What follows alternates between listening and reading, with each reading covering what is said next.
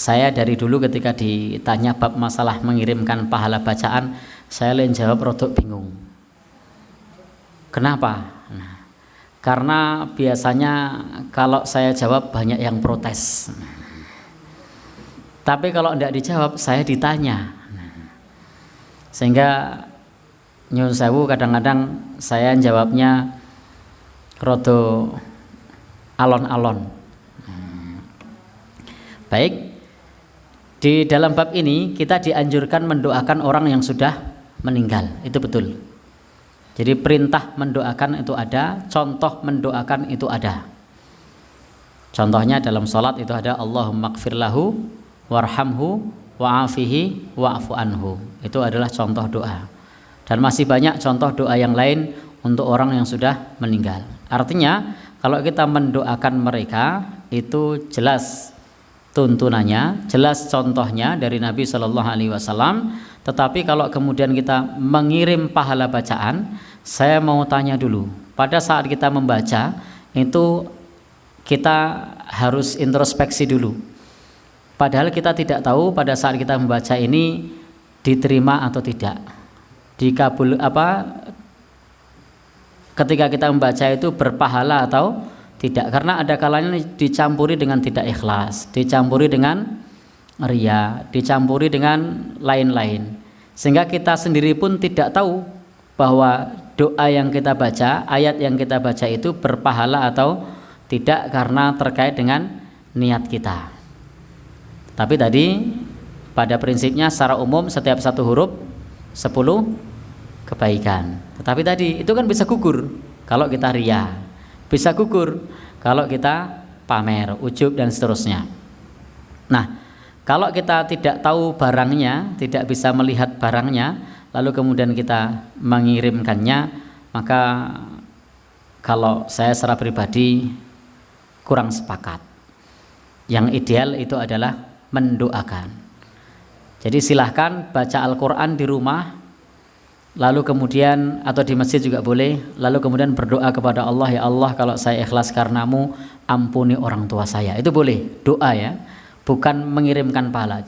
Jadi tidak mengatakan ya Allah saya kirimkan pahala bacaan bacaan surat ini. Beda banget kalau itu berpahala. Jadi Bapak Ibu yang berbahagia, tapi kita minta kepada Allah untuk diampuni dan seterusnya. Jadi bukan mengirimkan, tapi kita berdoa minta sama Allah. Jadi kita berdoa minta sama Allah, bukan mengirimkan. Karena prinsipnya pahala tidak bisa dikirim. Kalau pahala itu bisa dikirim, maka mafhum mukhalafah, pemahaman terbalik, dosa juga bisa dikirim. Jadi seseorang itu wa alaisa lil insan illa ma sa'a. Manusia itu tidaklah mendapatkan sesuatu tetapi hanya karena usahanya sendiri. Jadi kalau dosa ya dosanya sendiri, kalau pahala ya pahalanya sendiri. Andai bisa dikirim, bisa ngirim pahala, tentu juga bisa ngirim dosa.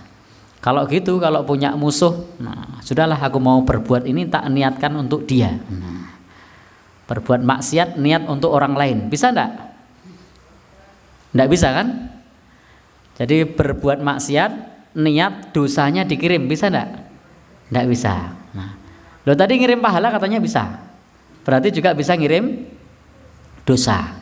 Nah kalau ngirim dosa enggak bisa, tentunya juga ngirim pahala tidak bisa, karena seseorang itu laha makasabat wa alaiha maktasabat.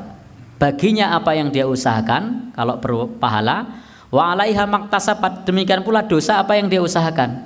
Jadi tidak bisa dari orang lain dilimpahkan kepada orang lain.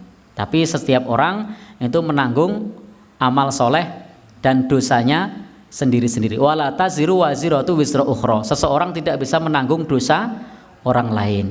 Termasuk tadi idza matal insan inqata amaluhu. Kalau manusia itu sudah meninggal, maka amalnya terputus. Tidak bisa dikirim-kirim.